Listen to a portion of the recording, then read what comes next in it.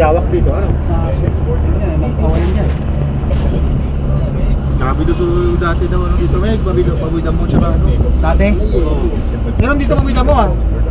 Nabidyoan mo ngayon, eh. Dito pa ay Galagala? Oo, alaga.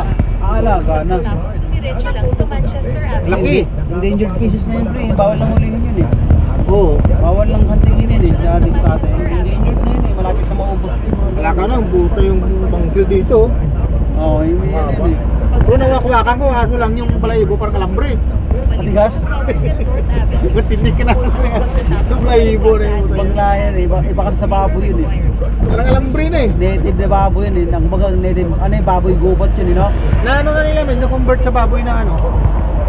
Malaki na siya. Alagang. May mga ano pa nga, may mga anak pa nga, tatlo eh. Maganda yung alagaan na lang.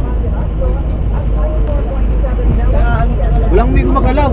Kanina, pwede yun Pag paasawa. nagano tayo, pag nagtanim tayo ng roadside, dito tayo papasok. Pero diretso tayo sa bunda. Dito tayo papasok.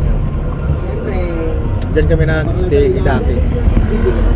Diyan kami dati nag-stay. Dito? Oo, sa bundok. Diyan ko tingin tupay nga pusa na may Ilang araw kayo dyan? anak, Ilang ano kayo dyan? babae tsaka bata nga nakaharap sa akin. Oh.